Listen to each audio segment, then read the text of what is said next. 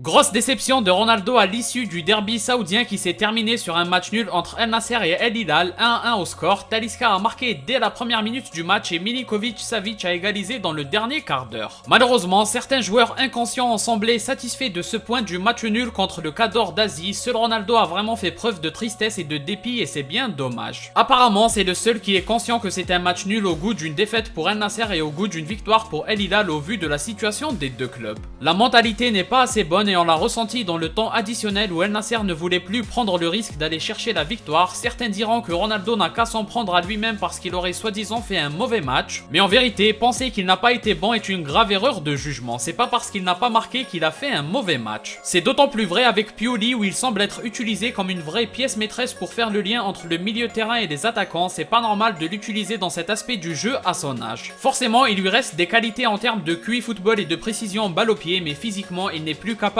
d'aller au bout des actions si elles commencent trop loin du but. Malheureusement, je soupçonne Pioli d'avoir identifié Talisca comme un problème pour occuper ce rôle-là, donc c'est Ronaldo qui se retrouve là à jouer entre les lignes et Talisca qui profite comme un œuf des espaces qu'il libère. Sauf que Talisca commet quelques erreurs fatales à ce poste, alors évidemment c'est dur de s'attaquer au Brésilien alors qu'il lance parfaitement le match avec ce très beau but du pied droit, mais c'est la suite de son match qui est problématique et c'est normal que ça entre en compte en sachant que ça représente 99% du temps. Justement, il va marquer 2 buts hors jeu. Pour le premier, on lui pardonne son alignement, mais le second qui fait suite à la frappe de Brozovic n'est pas tolérable. Il devrait se préparer à un tel dénouement de l'action, donc c'est un véritable gâchis. Bref, pour revenir à Ronaldo, il suffit de constater le nombre d'occasions qu'il a eu. Je pense qu'il en a eu 0 de vraiment net. La seule occasion qui me vient en tête, c'est celle où il doit sauter jusqu'à la lune pour reprendre un centre de Mané. Au passage, s'il la laisse à Talisca, ça peut faire but, mais au-delà de cette action, il n'a absolument rien à se mettre sous la dent. Tout ce qu'il fait, c'est proposer des appels pour libérer des espaces parce qu'il est suivi par les attaquants. Son intelligence de jeu est remarquable et ça bénéficie au reste de l'équipe. D'ailleurs, l'action en fin de match où El Hassan fait une passe dans le dos de Maran, c'est vraiment un attentat footballistique. S'il lui donne dans le bon tempo au lieu de lui donner derrière, ça finirait sans doute par une victoire pour El Nasser.